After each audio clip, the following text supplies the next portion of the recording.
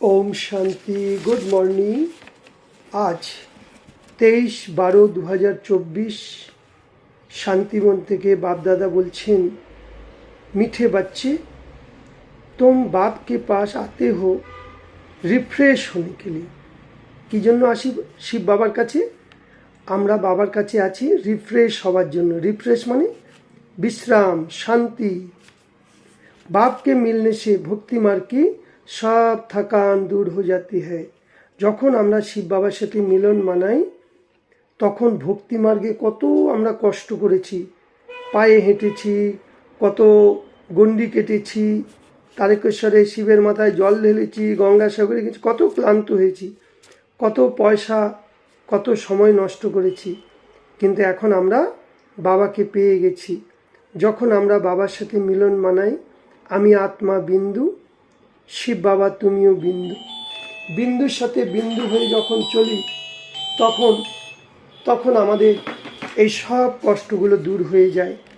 তাই বাবা বলছে, প্রশ্ন জিজ্ঞেস করছে, तुम बच्चों की बाबा किस विधि से रिफ्रेश करते हैं? उत्तर, बाबा জ্ঞান শুনিয়ে শুনিয়ে তোমাদের রিফ্রেশ করে দিচ্ছে। কি করে রিফ্রেশ করছে? যত যত জ্ঞান শুনছি রিফ্রেশ হচ্ছি, যত যত বাবাকে স্মরণ করব আমরা রিফ্রেশ হচ্ছি। প্রথম কি হলো? জ্ঞান। যত জ্ঞানের গভীরে যাচ্ছি তত মন খুশি আনন্দে ভরে যাচ্ছে। যত যত বাবাকে স্মরণ করছি তত আমরা রিফ্রেশ হচ্ছি। বাস্তবে সত্যযুগ হলো সাচ্চি বিশ্রামপুরী। কারণ সত্যযুগে সেখানে কোনো কর্ম নেই, সেখানে কোনো বিকার নেই, সেখানে আমরা খাচ্ছি দাচ্ছি আরামে আছি, আমাদের মধ্যে কোনো রকমের কষ্ট নেই। তাই বাস্তবে সত্যযুগ হলো সাচ্চা বিশ্রামপুরী। ওখানে কোনো অপ্রাপ্ত বস্তু নেই, যার जिसको प्राप्त करने के लिए যাকে প্রাপ্ত করার জন্য কোনো পরিশ্রম করতে হবে, হ্যাঁ, সেই জন্য সেটা বিশ্রামপুরী। আর তৃতীয়, শিব বাবাকে গোদ পরম ধাম। যখন আমি বিন্দু, শিব বাবাকে বিন্দু হয়ে বসি তখন তোমরা বাচ্চারা বিশ্রাম করো। বাবার সাথে মিললে, বাবার সাথে কম্বাইন্ড হয়ে গেলে সব দুঃখ দূর হয়ে যায়, সব চিন্তাগুলো দূর হয়ে যায়, আর আমাদের ক্লান্তি দূর হয়ে যায়।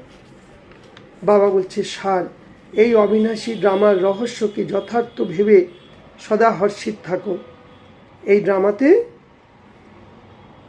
রহস্যগুলো জেনে গেছি, আমরা কি ছিলাম, আমরা কি হয়ে গেছি, আমরা কোথায় যাব, সব রহস্যগুলো বাবা বলে দিয়েছে।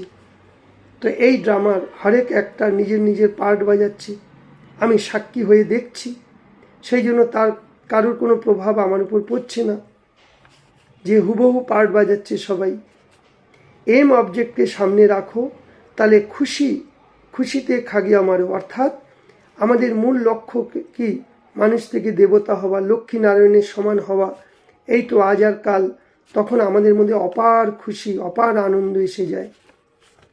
বুদ্ধির মধ্যে এটা রাখতে হবে, এই পড়া থেকেই আমরা লক্ষ্মী নারায়ণের সমান হব। বরদান, ইয়াদ আর সেবা। বাবাকে স্মরণ করো, আর প্রত্যেকটি কাজের মধ্যে বাবাকে যে সেবাটা করছি কর্মযোগী হয়ে করব। তাহলে ইয়াদ আর সেবা যদি শক্তিশালী আধার দ্বারা তীব্র গতিতে আমরা আগে বাড়তে পারবো, সেই হবে মায়াজিৎ। ব্রাহ্মণ জীবনের মূল আধার হলো বাবাকে স্মরণ করা, আর যে সেবা করব নিঃস্বার্থভাবে আর বাবাকে সাথে রেখে কর্মযোগী হয়ে সেবা করব।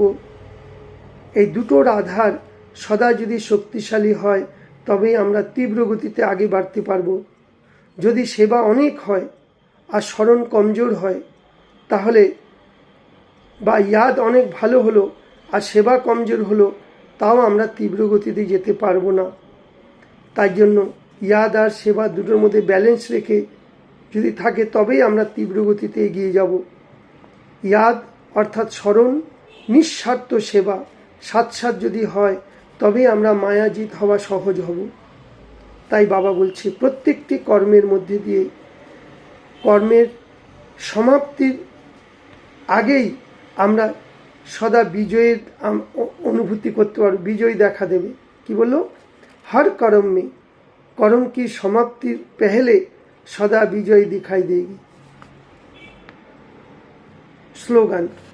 এই সংসারকে অলৌকিক খেলা, এই সংসারটা কি একটা খেলা, সুখ দুঃখের খেলা। আর ভিন্ন ভিন্ন আমাদের সামনে যে পরিস্থিতিগুলো আসছে, বিঘ্নগুলো আসছে, সেগুলো হলো অলৌকিক খিলনা। খেলা আর খেলনা, যেমন ফুটবল খেলা, তাহলে আমাদের জীবনটা একটা ফুটবল খেলার মতো বা ক্রিকেট খেলার মতো। দেখো ক্রিকেট খেলায় কি হয়, যে ব্যাটিং করে, তাই তো, তাকে চারিদিকে সব ঘিরে ধরে, একে কি করে আউট করা যাবে, চাই ক্যাচ আউট, চাই রান আউট, চারিদিকে ফিল্ডার রেখে দেয়। আর যে ব্যাটিং করছে সে কি করছে, তার লক্ষ্য একটাই, বলটা কোন দিশা দিয়ে আসছে, আমি ছক্কা মারব। যদি তার মন বুদ্ধি সেদিকেই থাকে, সে 6 মেরে দিল, সে বিজয়ী হয়ে গেল। আর বাকি তারা সবাই মিলে যারা ঘিরে ধরেছে তারা সবাই হেরে গেল। তাই সুখ আর দুঃখের খেলা, কখনো সুখ কখনো দুঃখ। সত্যযুগ ত্রেতা যুগে আমরা সুখী ছিলাম, দাপর কলিযুগে আমরা দুঃখী হয়ে গেছি। তাই আবার সঙ্গম যুগে বাবা এসছে, এই খেলার রহস্য বাবা আমাদের বলছে। যেমন ক্রিকেট খেলার মধ্যে ক্যাপ্টেন থাকে না, সে দেখে কোন দল কি করছে, তো বাবা হলো আমাদের ক্যাপ্টেন, বাবা দেখছে। ফুটবল খেলায় বলে রেফারি দেখে 2 দলে কোন কি করছে। ঠিক আমাদের জীবনটাও তাই, কত বিঘ্ন আসবে, পরিস্থিতি আসবে, সমস্যা আসবে, বেশি করে আসবে, কিন্তু মনে রাখতে হবে আমাদের সাথে কে আছে? স্বয়ং ভগবান। তো যার সাথে ভগবান আছে তার শক্তি এই পৃথিবীতে কেউ তাকে হারাতে পারবে না। তাই খেলা, জীবনটা একটা খেলা, খেলার মধ্যে হারও আছে জিতও আছে, আমাদের হারের মধ্যেও জিত আছে। ওম শান্তি।